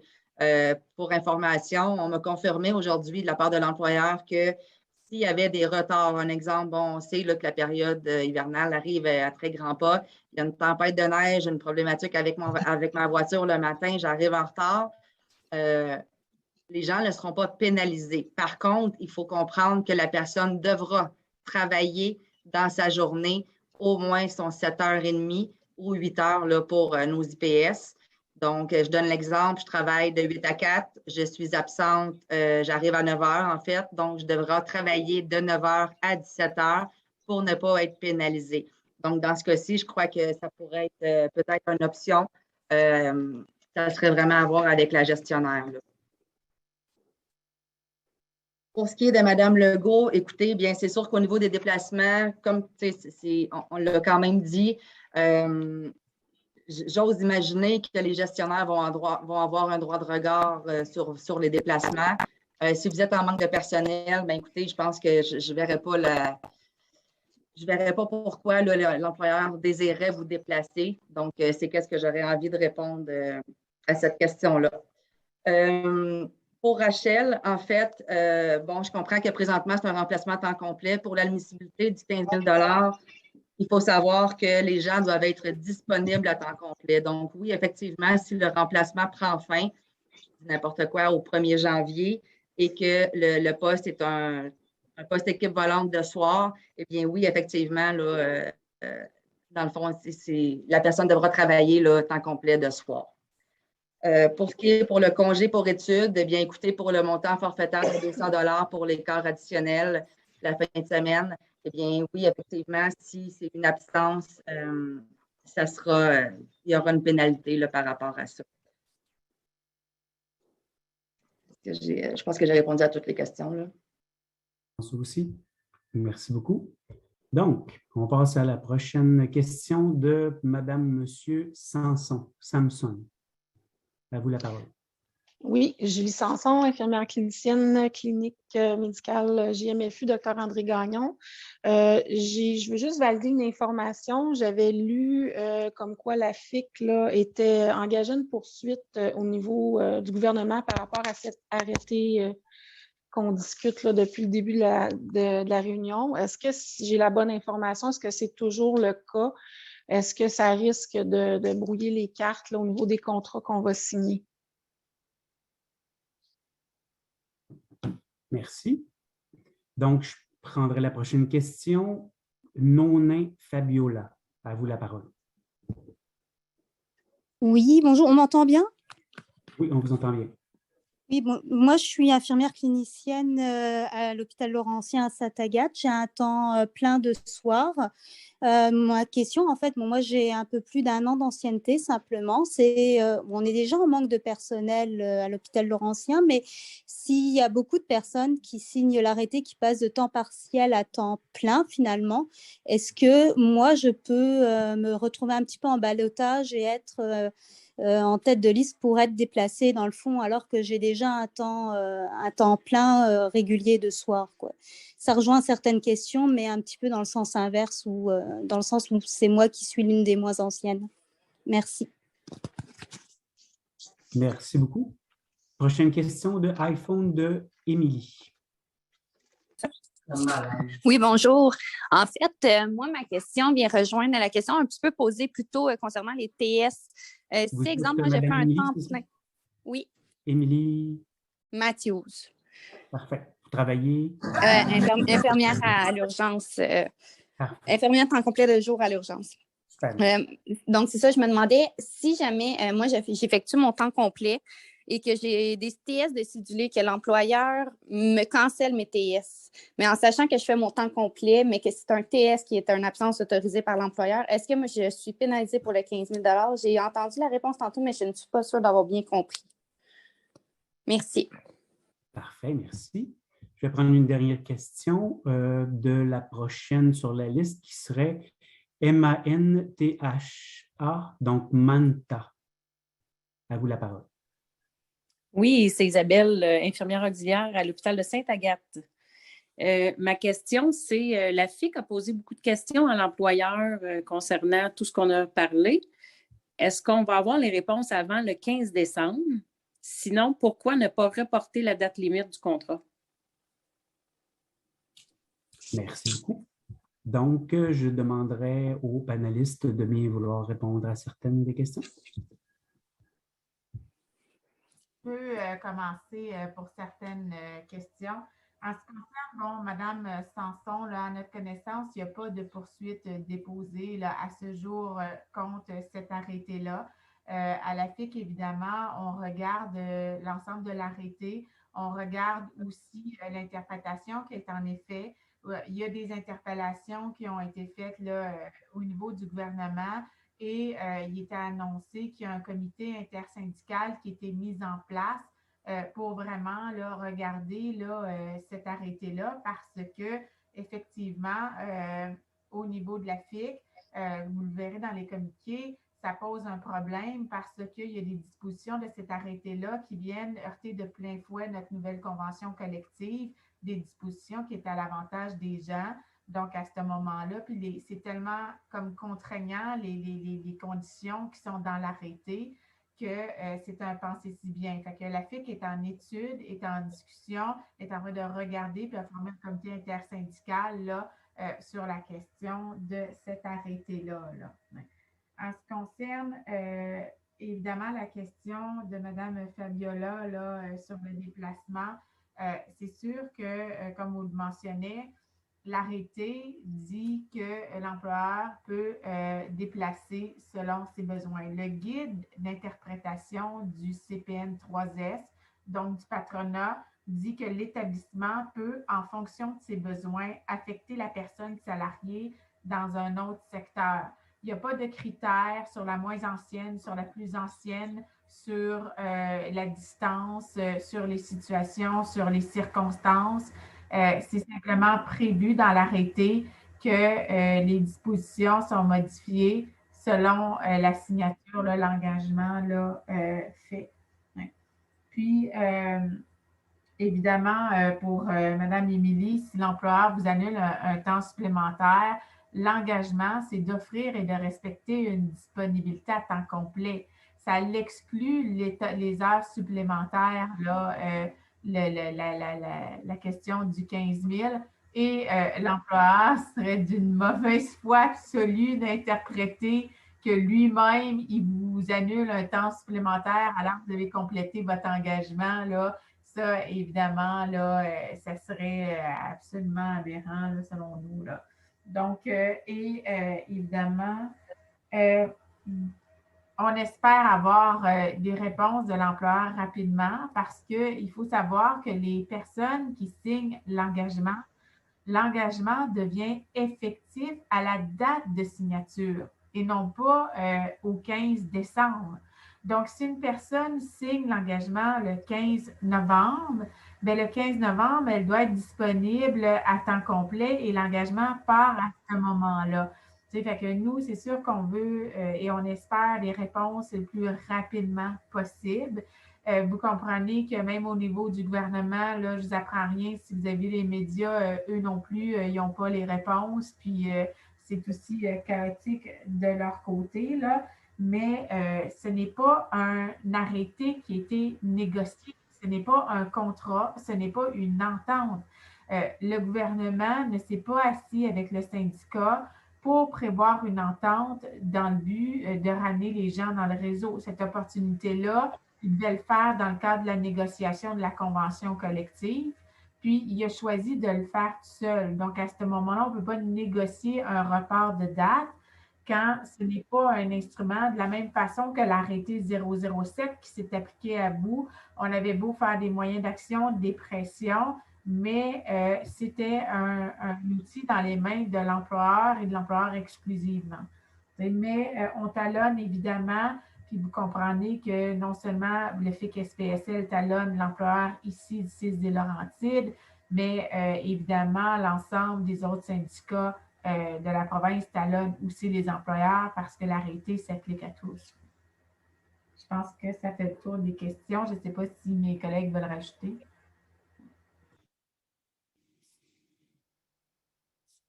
Non, sinon ils le feront tantôt. Donc, la parole est à MARLEN, Marlene. Le micro est ouvert à vous. Oui, bonsoir. Moi, je travaille à l'hôpital de Mont-Laurier. Mon quart de travail est 2 jours, temps partiel. Si je donne ma disponibilité à temps complet, est-ce que mon gestionnaire peut me déplacer pour compléter mon temps complet de soir ou de nuit ou mon temps complet, ça va vraiment se faire tous 2 jours? Merci. Merci beaucoup. Donc, la parole est maintenant à Mme Mélanie Derry. Oui, bonjour, Mélanie Derry, infirmière clinicienne au service courant à Mont-Laurier. On a eu une rencontre avec notre gestionnaire ce matin. Elle nous disait que la convention locale restait. Est-ce vrai? On vous entend? Merci. Madame Derry? Vous ne m'avez pas entendu? Elle disait que la convention collective restait, c'est ça? Restait. Ah, parfait. Merci. Donc, je prendrai une dernière question, soit la parole à Louise Riel, pardon. Allez-y, Madame Riel. Oui, bonsoir. J'ai une question par rapport à la retraite progressive. C'est en lien actuellement s'il y a quelqu'un qui est en retraite progressive 1 journée par semaine, qui signe le contrat, qui revient à temps complet, est-ce que son contrat de retraite progressive revient en vigueur à la fin du contrat là, pour le temps complet pour l'année qui suit? Merci. J'imagine que vous êtes salarié du 6, Madame. Oui, je m'excuse, je suis infirmière au bloc opératoire à Saint-Jérôme. Parfait, merci. Donc, je peux prendre une autre question. Donc, je vais prendre iPhone de Laurie Jade pour une dernière question avant les réponses. Oui, bonjour. Je m'appelle Laurie Jade Fortier. Je suis infirmière clinicienne au CLSC de Mont-Laurier. Donc, j'ai 2 petites questions. Donc, la première, c'est en signant le contrat, est-ce qu'il y a la possibilité de rester sur mon poste à temps complet sans être déplacé? Donc, est-ce qu'il y a possibilité que ça arrive en signant ce contrat-là? Et la deuxième question, c'est est-ce que le déplacement, c'est selon l'ancienneté? Si jamais sur mon département, on est, par exemple, 4 personnes à temps complet, est-ce qu'ils vont tenir compte de l'ancienneté? Merci. Merci beaucoup. Donc, réponse pour les panélistes, s'il vous plaît. Puis, en ce qui concerne la question là, qui vient de l'hôpital de Mont-Laurier, là, qui a un poste à temps complet 2 jours et disponible à temps complet, oui, l'employeur, là, selon l'arrêté, a le pouvoir de vous déplacer là, de soir ou de nuit ou garder de jour. Ça va être la même réponse pour la question du déplacement pour Mme Laurie Jade qui vient de le déplacer. L'arrêté prévoit que l'employeur peut, en fonction de ses besoins, affecter les personnes salariées, modifier les règles. Fait qu'à ce moment-là, ça modifie les règles, puis ça ne dit pas que ça se fait par ancienneté, ça ne dit pas que ça se fait sur le même corps, ça ne dit pas que ça fait sur la même installation. Nous, dans nos dispositions locales, c'est ce qu'on prévoit, mais l'arrêté, en ce qui concerne les questions des affectations puis de déplacement, bien, l'arrêté vient complètement mettre de côté pour la personne qui s'engage ces dispositions-là. Donc, à ce moment-là, c'est l'employeur qui va déterminer là, la conduite qu'il va tenir. Là. Fait que quand on dit est-ce que les dispositions locales demeurent en vigueur, bien, les dispositions locales, ça comprend une multitude de sujets. Dans l'ensemble, elles demeurent en vigueur, sauf dans la mesure où elles sont visées par l'arrêté. Puis, l'arrêté permet à l'employeur, pour faire en sorte que la personne respecte son engagement d'être en temps complet, bien, ça permet de modifier les règles de déplacement, d'affectation, peut-être d'horaire, mais de déplacement, d'affectation là, qui sont nommés. Donc, il y a une partie des conventions puis des dispositions locales nationales qui demeurent en vigueur, mais la partie sur les déplacements et les affectations, ces règles-là, évidemment, là, vont être déterminées par l'employeur. Quand on est en retraite progressive, normalement, ici, il y avait, même si on ne parlait pas d'arrêté, mais une personne qui met fin à son contrat de retraite progressive, pour peu importe quelle raison, ne peut pas en reprendre un autre habituellement. Donc, à ce moment-là, on va prendre votre question sous réserve pour la vérifier, mais d'emblée, le fait de mettre fin au contrat de retraite progressive, selon les règles qui sont prévues à la Convention et au REGOP, on ne peut pas en renégocier un autre par la suite. Là. Ce n'est pas suspendu dans le temps de l'arrêté. S'il est mis fin, bon, on ne peut pas en reprendre un autre plus tard. Là. Merci. Est-ce qu'il y avait d'autres réponses à d'autres questions? Non, ça faisait le tour pour l'instant. Oui, Frédéric. Oui, vas-y. Excuse-moi. En fait, je voudrais juste revenir là pour Mme Laurie-Jade. Oui, c'est possible de rester sur son poste, mais c'est possible aussi d'être déplacé. Donc, on n'est pas capable aujourd'hui de vous donner la garantie de dire que vous allez rester sur vos postes, sur vos corps de travail. Alors, voilà, c'est ce que je voulais ajouter. Puis, il n'y a pas de notion d'ancienneté non plus. Là. Comme qu'on expliquait, il n'y a pas de procédure dans ce qui est écrit. Ça l'indique vraiment juste que… pardon, excusez, on vient de me déconcentrer. Ça l'indique vraiment juste là, qu'on peut, que ça ne respecte pas nos conventions collectives là, au niveau du déplacement. Donc, pour la question de Mme Mélanie à Mont-Laurier, est-ce que la convention collective restait? Bien, je pense qu'il y a eu des explications par rapport à ma collègue Maryse là, qui vous expliquait que ce n'est pas toutes les notions de la convention qui ne s'appliquent plus, mais vraiment qu'est-ce qui est en lien avec les déplacements. Voilà. Parfait. Donc, on continue à prendre des questions. Monsieur Éric Savard, la parole est à vous. Rebonsoir. Éric Savard, Thérèse de Blainville pour le CHSLD Drapeau des Chambeaux. Dans le fond, c'est des petites précisions. Tantôt, vous avez parlé du temps partiel, comme de quoi que l'employeur aurait dit que le temps partiel va devenir temps complet avec les avantages du temps complet. J'ai lu le contrat aujourd'hui. Je n'ai pas vu ça sur le contrat nulle part. Donc, ça serait peut-être important qu'ils puissent le faire circuler. Parce qu'un temps partiel qui devient temps complet a une perte de salaire par 2 semaines. Effectivement, il va retrouver son salaire avec ses journées là, de maladie payées.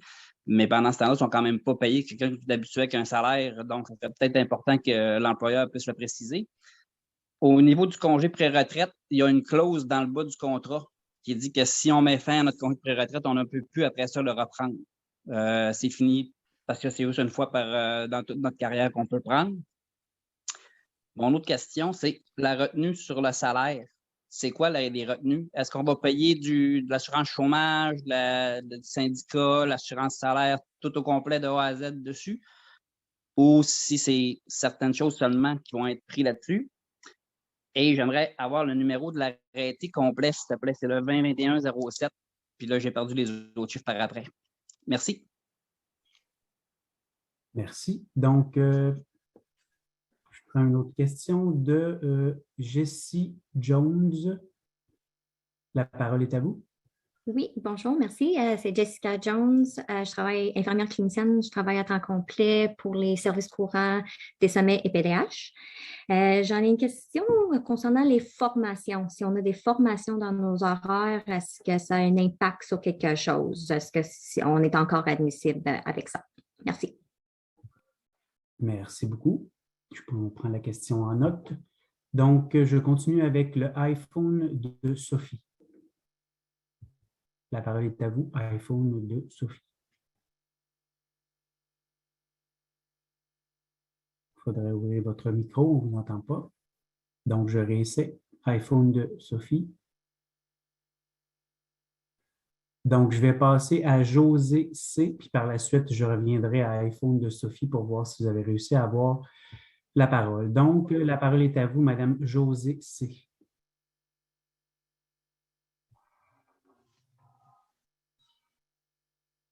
Votre micro est ouvert, on m'entend. Allez-y, Madame José C.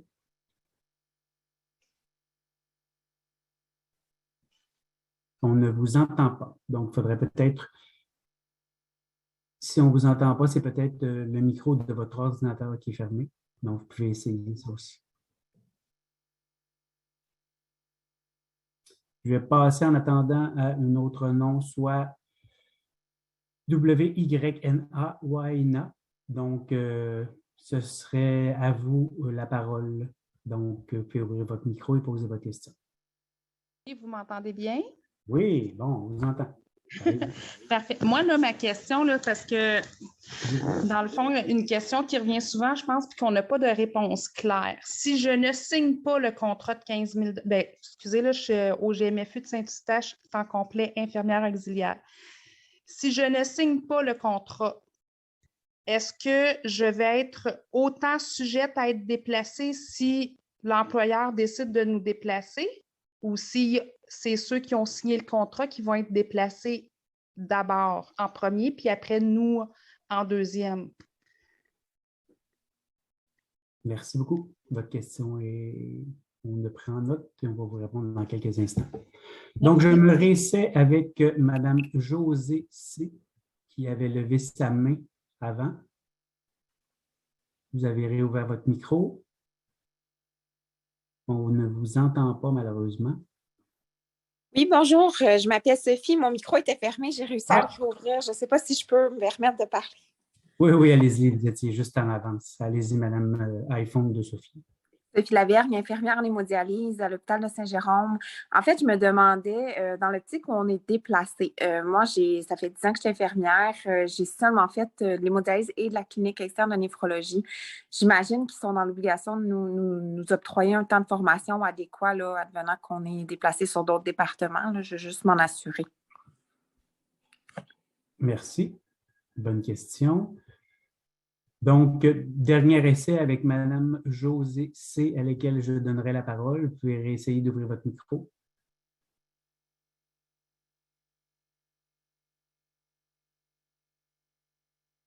Je vois que votre micro est ouvert. On ne vous entend toujours pas. C'est peut-être le petit onglet de votre ordinateur là en bas, en scène, casque, ou qui est fermé, qui fait qu'on ne vous entend pas. Donc, je vais donner la parole à iPhone.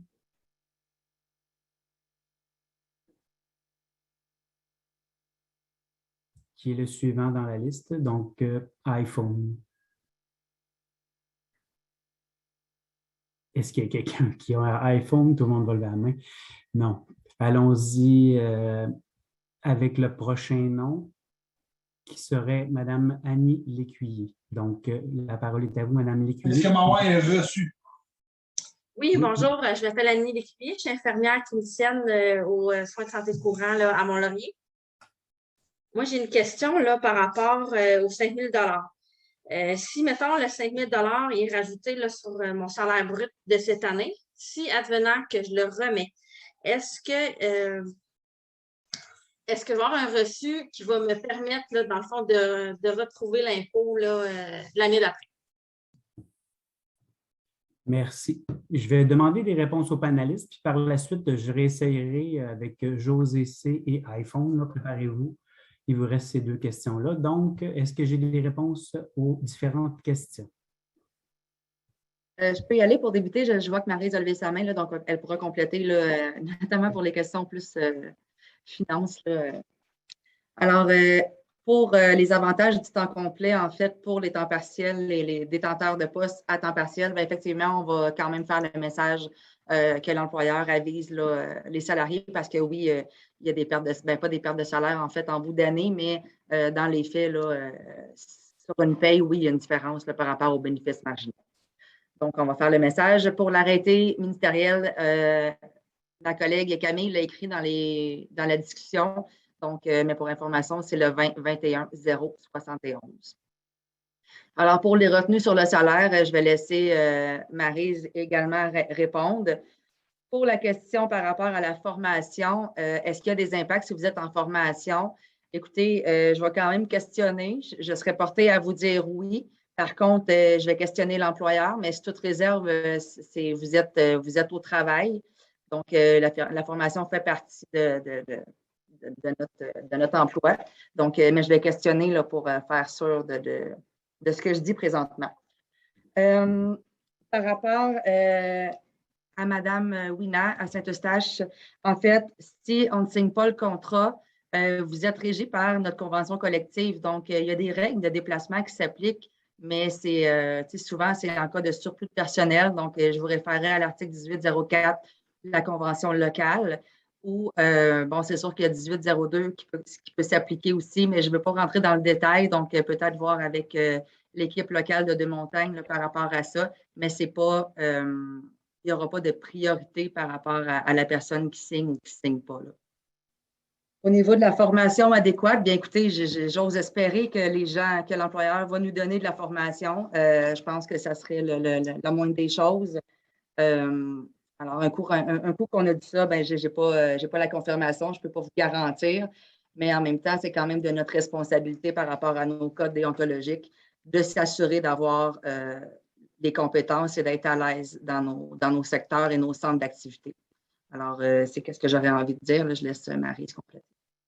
Oui, donc, juste pour compléter, juste pour dire aussi au niveau des temps partiels là, qui offrent une disponibilité à temps complet, il y a un arrangement local là, dans nos dispositions locales là, qui prévoit que quand il y a une disponibilité de plus de 6 mois à temps complet, la personne peut être considérée à temps complet. Donc, c'est un passage là, déjà tracé là, pour pallier à cette difficulté-là. En ce qui concerne la question du montant forfaitaire puis des retenues qui vont être faits, bien évidemment, les arrêtés prévoient simplement que les montants sont imposables. Donc, à ce moment-là, on n'a pas d'informations sur la forme sur laquelle ces montants-là vont être donnés. Dans certains cas, quand des montants forfaitaires à part du salaire sont versés, à ce moment-là, ce n'est pas les mêmes retenues fiscales que du salaire qui s'applique. Donc, il y a moins de retenues fiscales qui peuvent s'appliquer là, sur le montant forfaitaire, mais ça va dépendre de la façon dont l'employeur va le verser et le qualifier. Et ça, on n'a pas aucune indication là, à ce niveau-là à ce jour. Toutefois, de façon générale, puis je vous dis ça sur toute réserve là, parce que je ne suis pas une fiscaliste, quand, par exemple, il va vous verser le montant, mettons, du 5 000 puis il vous verse le montant net, mettons, qui vous donnerait 2 500 bien là, à ce moment-là, si dans le courant de l'année, vous perdez l'éligibilité puis que vous devez rembourser le montant, bien, à ce moment-là, l'employeur semble indiquer, et on attend les confirmations, qu'il vous réclamerait le 5 000 et non pas le 2 500 et que ça serait à vous de faire un T4 amendé au niveau de vos impôts pour aller réclamer les sommes que l'employeur a versées au gouvernement. Parce que l'employeur ne peut pas aller rechercher ces sommes-là quand on a changé d'année fiscale. Donc, à ce moment-là, c'est la procédure qui est utilisée souvent, qu'on va donner l'exemple, dans les cas, par exemple, de gens en assurance solaire qui, en 2021, sont en assurance solaire, en 2022, gagnent leur cause au niveau de la CNSST, et là, les sommes sont renversées en CNSST. Au niveau fiscal, il y a eu des paiements. Fait qu'à ce moment-là, là, il y a des amendés T4 là, qui doivent être faits là, à ce niveau-là. Mais évidemment, là, tout est fait dans les règles de l'art au niveau fiscal. Là, vous allez avoir des reçus. Puis, dans l'arrêté, la disposition sur le déplacement, l'alinéa dit que l'affectation par l'employeur d'une personne salariée qui s'est engagée. Donc, c'est l'arrêté modifie les règles de déplacement pour celles qui se sont engagées, pas pour les autres qui ne sont pas engagées, qui ne signent pas le contrat.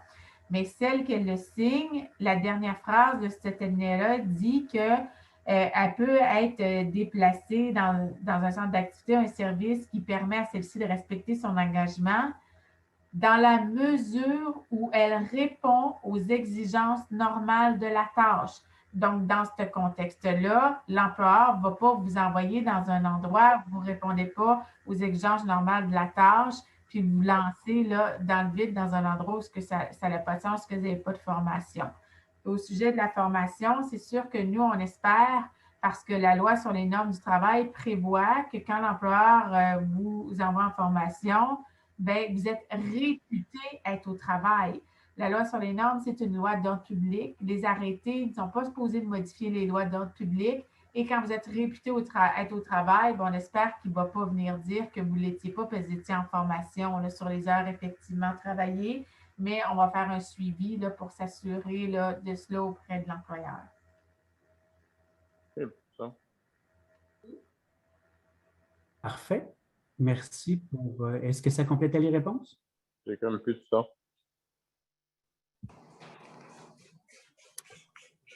Je vais désactiver 2 micros qui ont resté ouverts 2 secondes.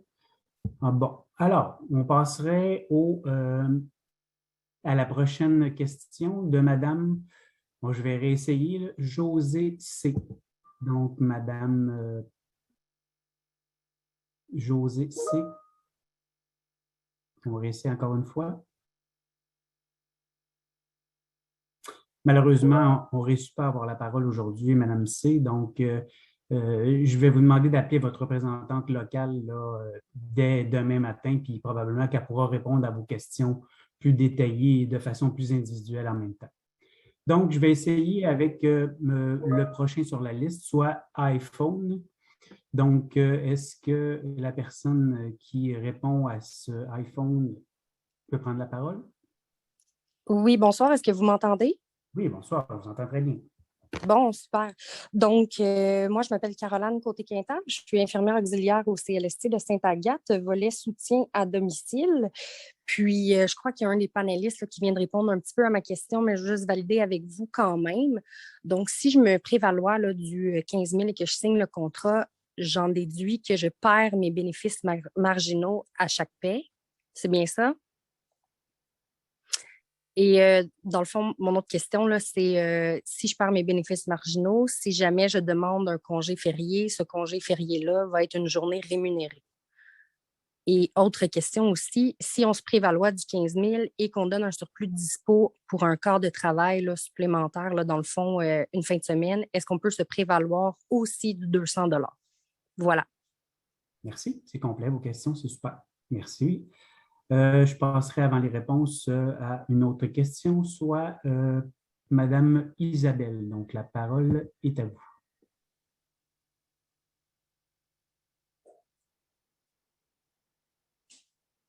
Oui, bonjour, vous m'entendez? Oui, parfait, je vous entends. Oui, dans le fond, je veux juste revenir un peu sur les déplacements. Je sais qu'on en parle beaucoup, mais je voulais juste être certaine de ne pas retourner dans des approches de délestage qu'on vit depuis le début de la pandémie. Moi, je suis infirmière en...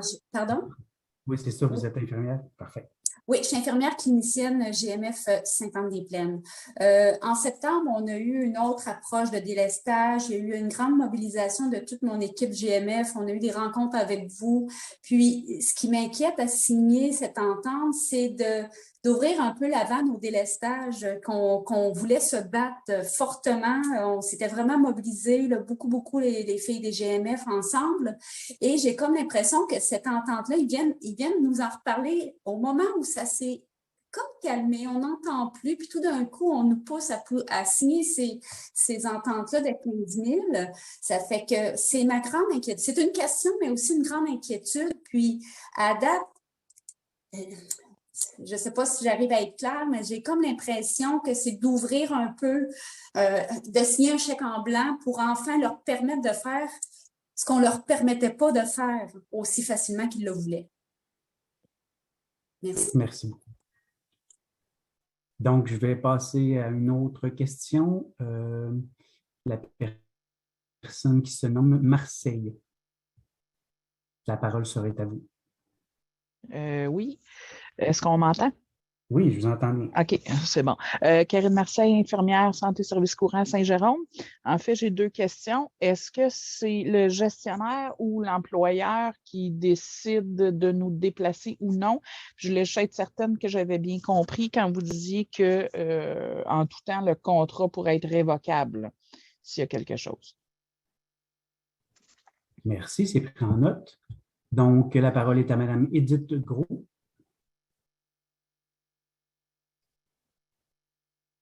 Il y a eu la question sur les formations, s'ils sont offerts par les gestionnaires.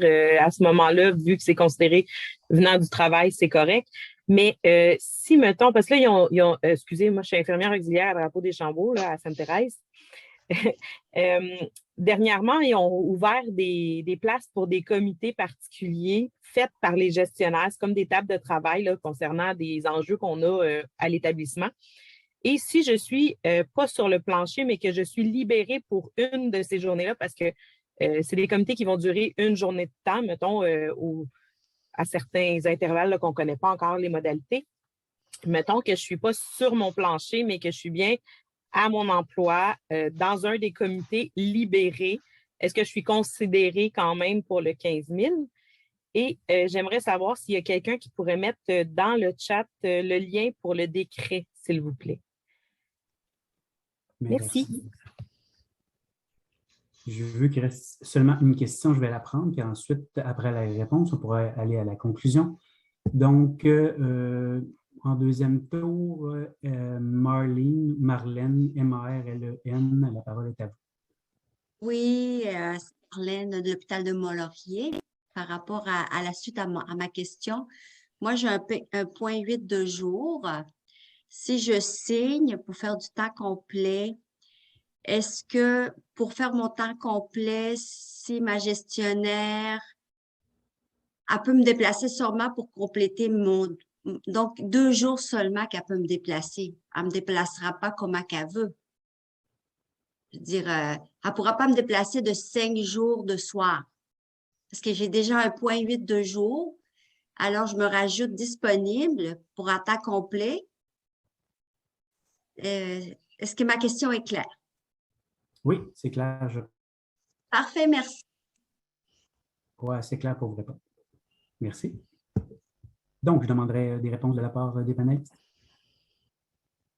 En fait, pour la personne qui est à temps partiel, qui détient un poste temps partiel et qui veut se prévaloir du 15 000 $, alors oui, effectivement, que la personne va perdre ses bénéfices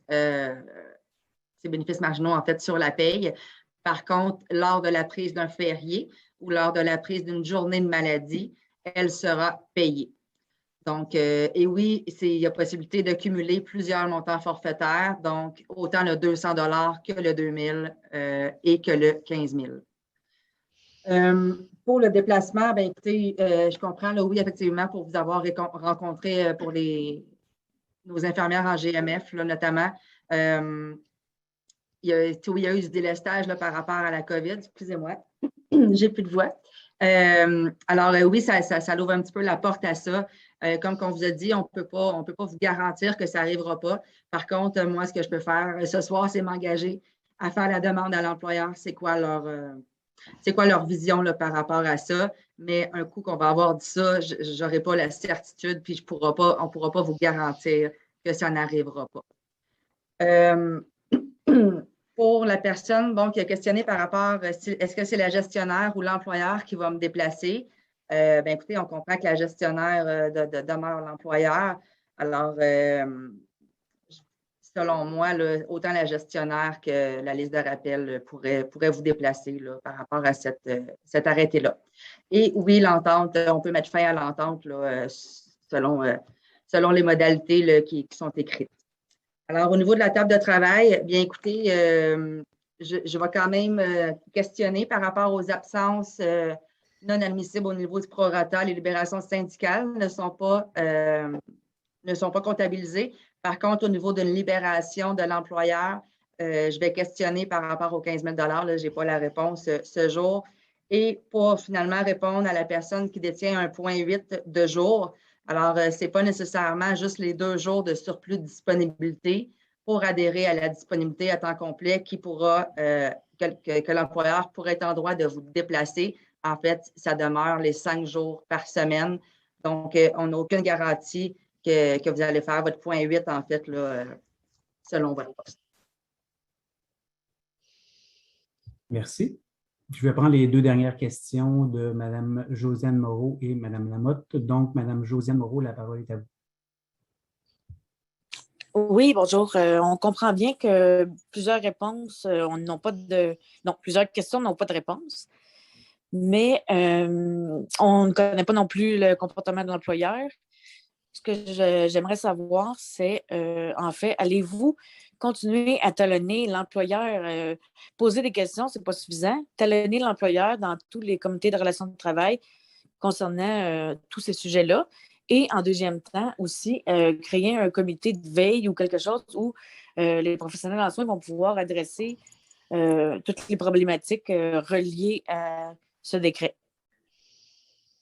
Merci beaucoup. Dernière question, Mme Lamotte. Oui, désolée, j'ai une autre question en cours de route. Pour répondre tantôt, oui, effectivement, je vais être disponible à travailler à temps plein, même en assignation temporaire. Et ma question étant, si jamais on change de poste, puis que pour un temps complet à un temps complet, il n'y a pas de problème au niveau là, de signer le contrat. Merci. Merci. Donc, réponse et conclusion par la suite. Alors, pardon. Pour ce qui est de la question qui vient d'être posée, d'appliquer d'un poste à un autre, non, effectivement, ça n'occasionne aucune problématique. Pour ce qui est de talonner l'employeur lors des rencontres de relations de travail, écoutez, je m'engage personnellement à le faire pendant nos rencontres. Voilà. C'est pas toujours facile, mais écoutez, on travaille fort de notre côté là, pour essayer de trouver des solutions puis de faire comprendre à notre employeur qu'on cherche un petit peu d'humanité là, à travers toute cette folie-là, en fait, que vous vivez à tous les jours. Donc, est-ce qu'il va y avoir une plateforme pour poser des questions? Bien, écoutez, je vous invite à communiquer avec vos équipes locales. Je ne crois pas qu'il y ait de plateforme au niveau de la FIC, mais moi, c'est certain que aussitôt que je vais avoir toutes les questions en ma possession, je vais les adresser à l'employeur, puis on va vous faire un retour le plus vite possible. Donc, je ne sais pas, Julie, si tu voulais faire un mot de la fin. De mon côté, je vais vous dire un gros merci de votre participation. C'était super apprécié. C'était une première pour moi de faire une présentation, donc j'espère que je n'ai pas dit trop de niaiseries. Donc, je vous souhaite une belle soirée, puis au plaisir de vous revoir dans une autre instance. Bien, bonne fin de soirée tout le monde. Écoutez, nous sommes très, très, très contents. On est allé au-delà de 250 participants ce soir. Donc, je pense que ça valait le coup. On a organisé ça, je vous dirais, pas mal à la dernière minute, mais je pense que ça l'a quand même donné de bonnes informations. Oui, il y a des questions qui ne sont pas toutes répondues, mais n'oubliez pas, ce n'est pas quelque chose qui a été négocié avec le syndicat. Donc, c'est pour ça que nous aussi, on était à la recherche de questions. On a tenté de simuler toutes sortes de situations. Fait que contente de savoir aussi qu'il y en a d'autres et on va aller chercher aussi ces réponses-là. Alors, merci beaucoup de vous être présentés à ce Zoom. Et on va continuer dans nos réseaux sociaux normaux là, pour vous donner d'autres informations. On vous a dit en entrée de jeu aussi qu'il y a un comité intersyndical sur cet arrêté ministériel-là, dont je vous ai mis le lien si vous voulez le copier avant qu'on ferme la rencontre, mais seulement faire une recherche aussi très simple là, sur Google, arrêté ministériel 2021-071, vous allez pouvoir le retrouver facilement. Alors, voilà, je voudrais remercier aussi Nathalie et Camille qui ont fait ça pour une première. Je vous lève mon chapeau. Félicitations pour cette belle présentation-là. Merci aussi à nos conseillères qui ont été là pour nous épauler tout au long de la rencontre. C'est super apprécié. Donc, contente de vous avoir vu et on se dit à une prochaine dans un autre type de rencontre. On a une assemblée générale le 30 novembre qui s'en vient. Alors, surveillez aussi tous les réseaux et les informations que vous recevrez dans vos courriels, comme on le fait par CyberImpact. Donc, voilà. Fait que je vous souhaite une très belle fin de soirée. Merci d'avoir été là. Contente d'avoir pu répondre à vos questions de notre côté et on va faire notre maximum pour toujours vous représenter, peu importe, dans tous les comités. Vous savez, on ne cesse de questionner l'employeur. C'est souvent de l'autre côté qu'il n'y a pas de réponse et qu'on est toujours en attente. Alors, sur ce, bonne fin de soirée. Content d'être avec vous autres et on se dit à la prochaine.